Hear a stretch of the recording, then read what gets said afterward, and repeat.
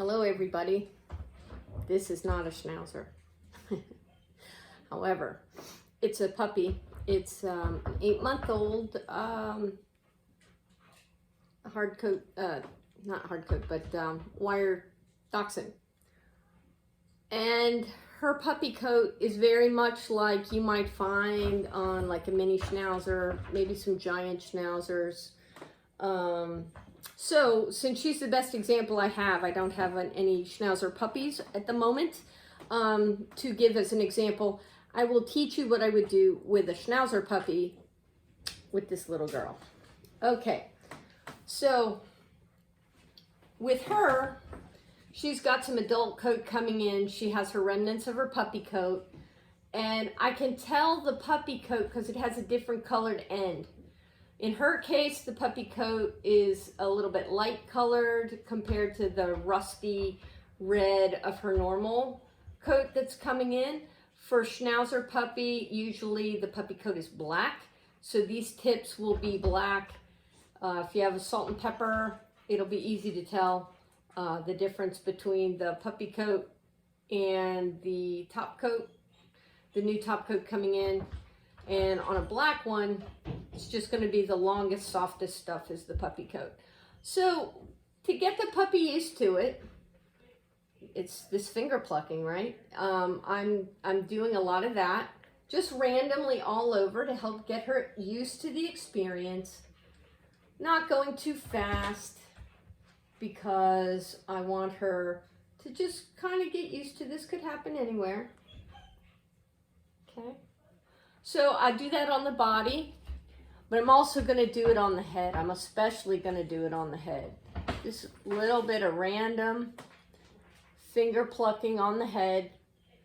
Now, clearly, this would take a while to get all of it off. And as I probably mentioned in an earlier video, but especially with puppies, they can have really delicate skin on their heads, and if we pull it all off at one time, not only will we leave them bald and possibly with irritation on the skin of their head, but it'll all grow back at the same time and we'll just have the same problem again. So I've been teaching about setting a timer, 5 minutes of random finger plucking. I'm going to introduce another tool to do the next step of that. We've talked about using the ear powder to make the hair grippier. So I'm going to put a little ear powder here. And now I'm going to introduce using a rake.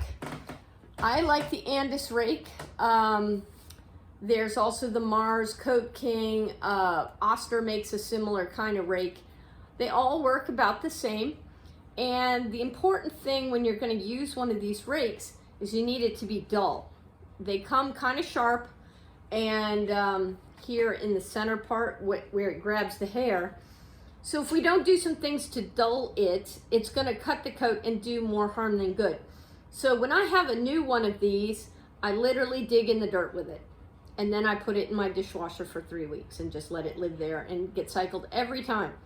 It's exactly the same reason why they always tell us not to put knives in the dishwasher, because the heat will make them dull. This blade I want to have dull.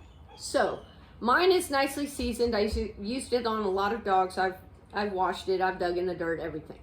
So what I'm going to do after I do some finger plucking to get a little more hair removed uniformly all over is I'm going to introduce her to having her head raked. And part of what I'm going to do, I'm putting my pinky or maybe my last 2 fingers through the grooming loop, and then lightly putting my hand over the muzzle, more for guidance than I'm not gripping it. Mostly if any pressure needs to be put on, it's with the finger that's in the bottom of the loop. I'm going to go ahead and undo it from the arm so I have a little more freedom to use the rake.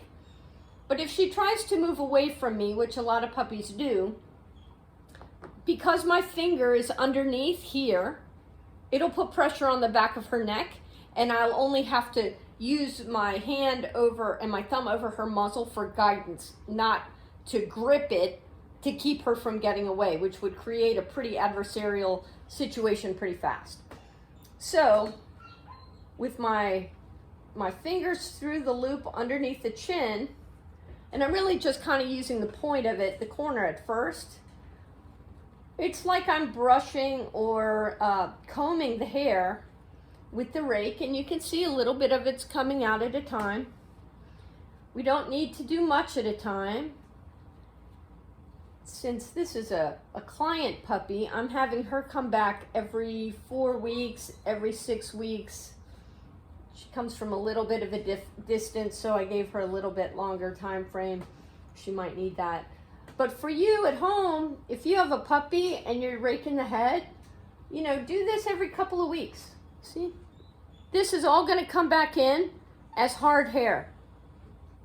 If I do it slowly and gently and carefully, I'm not breaking. I might be breaking a small amount of the hair, but I'm pulling out so much more hair than I could be cutting or breaking, that especially with a puppy at this stage, it's doing a lot more good than not. If we were in a tight coat on her head already, so maybe I was maintaining a show coat or something like that, this would not be a good technique for that.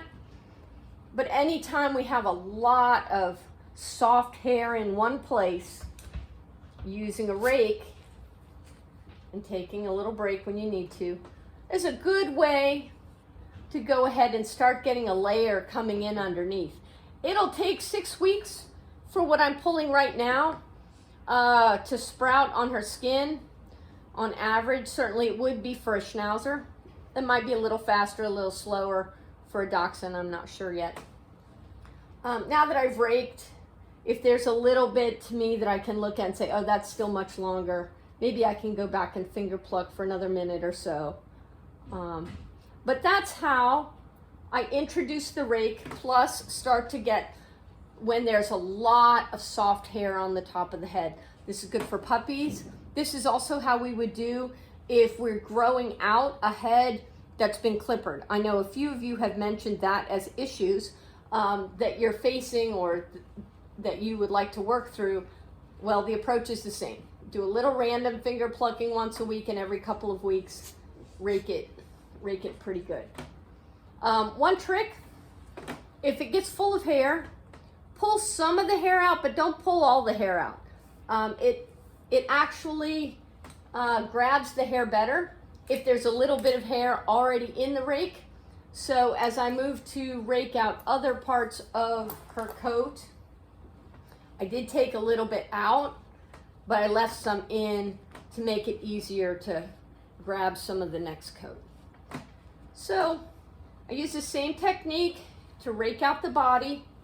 If you're doing this at home, I would break this up into 2 separate sessions so that the puppy doesn't get overwhelmed. I'm kind of combining them a little bit into one session just so you can see a little bit the results that I'm getting. And if I move her closer, do a little bit more raking here, and move the camera closer, I think you can probably see here that we're down to much more of the red hard coat and much less of the puppy coat. So it's a pretty efficient way, time-wise and effort-wise, to get some of that excess puppy coat out and get started growing in hard coat for stripping your puppy. All right. Thank you, Joy, our honorary Schnauzer for today. All right. Leave me any questions in the comments, and happy hand stripping.